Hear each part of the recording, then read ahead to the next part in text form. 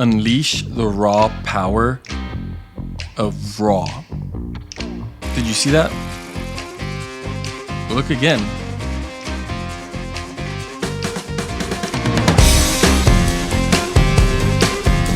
Hey, this is Matt. I've mentioned before about shooting pictures in RAW formats, and at the time there might have been a brief explanation on it, but here is a full video explaining the power. First off, what is RAW? Like with most of my tutorials, I don't want this to be too detailed or too technical. The RAW format is an uncompressed and unprocessed image captured by a camera. That makes sense, right? Well, to look at it a tad easier, let's look at the alternative to RAW, JPEG. I'm sure you've seen the file format JPEG before.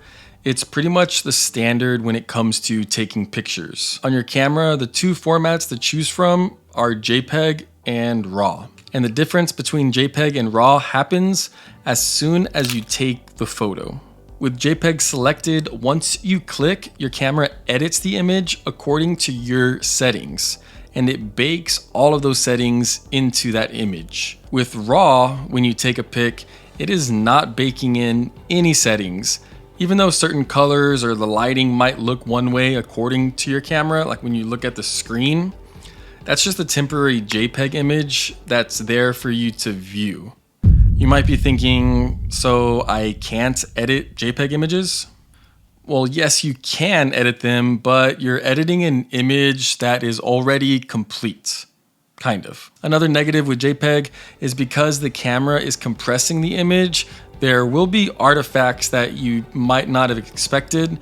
So every time an image is compressed, artifacts are created. So if you're editing a compressed image, these artifacts that might just seem like little specks in your photo at first could potentially become an issue. With a RAW image, it has all of the details and information available for you to use and edit even after taking the picture. One quick tip, your exposure triangle is still important. So if you take a photo of your kid running and you use a slow shutter speed, the RAW image will still be blurry and you can't fix that. Same thing goes with your aperture, controlling the depth of field. Make sure you get those settings right. Let's look again at this RAW power. Check out this quick pic. I purposely took it underexposed, so it's a little darker than a normal image. Also, my camera has the option to take one RAW and one JPEG at the same time. So I have one of each here of the exact same photo.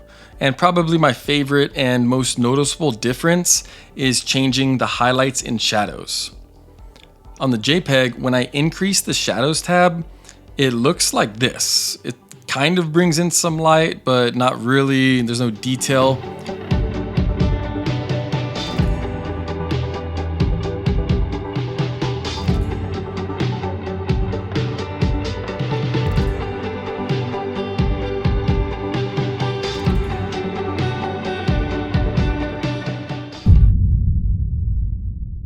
Besides just the lighting and colors, depending on your camera and brand, the camera also processes the white balance, the saturation, the sharpness, the noise reduction, and the contrast. Your camera might have different profiles, the picture profiles that you can choose from or customize, and that's gonna determine your settings, so you can kind of adjust it beforehand. It's just not that much control. A few big reasons on why you would want to use JPEG are going to be the file sizes are huge when shooting RAW. Not like multiple gigs, but compared to a JPEG photo, a RAW photo is going to be significantly larger. And because JPEGs are smaller files, it's easier for the camera to write it when you're shooting really fast, rapid photos. So it's gonna process a lot quicker and easier for your camera. And then the final big reason, one of the more obvious ones, is the editing. If you can't, or you just don't want to edit your photos, then use JPEG. Or if you plan on doing just minor tweaks here and there, then JPEG is gonna be fine. But if you want your image to be maximum quality, then use RAW. If you like editing and you wanna have full control over all of the settings, then use RAW. For me, I shoot all of my photos in RAW. I love the flexibility I have when I'm editing. And even an image that is perfectly lit, I might notice something different, and I love the ability to fix that and adjust it freely. Obviously, every camera and brand is different, but for the most part, they all look the same. Open the menu, find camera formats.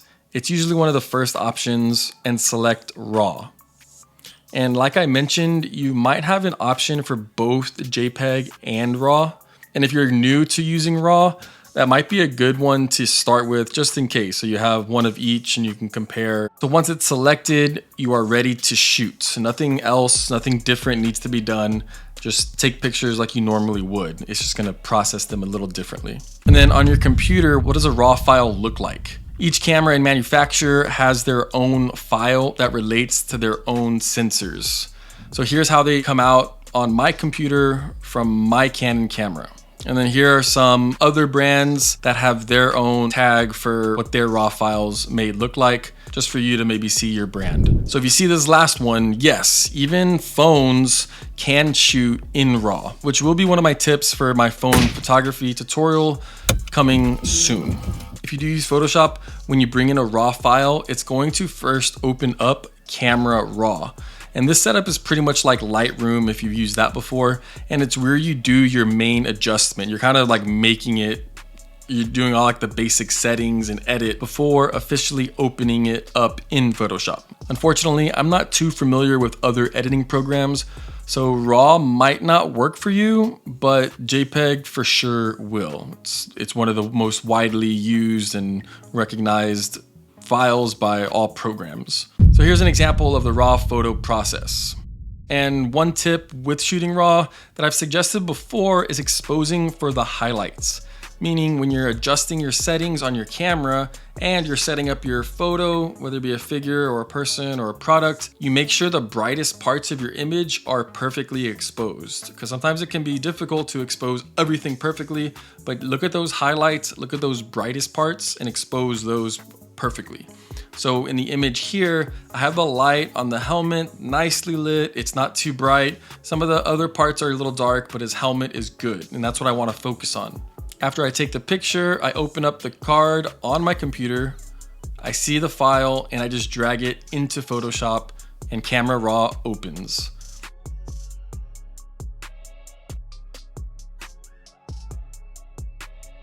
As you saw in the example before, bam, bring all those dark parts back. So the lighting on his helmet was perfect, and now we can see the rest of his armor and it all looks good. It's not too dark. And also remember, it's easier to bring up the shadows, the darker parts of your image, than it is to bring the highlights down. Using the RAW format is a powerful tool for photographers, and remember, that's all it is. A tool. Just because you use RAW doesn't mean your photos will be good. It might make it easier to make it look good, but you will still need to have a good pose, a good setup, and get the lighting just right. Let me know if this helps. I appreciate you. Now create and inspire.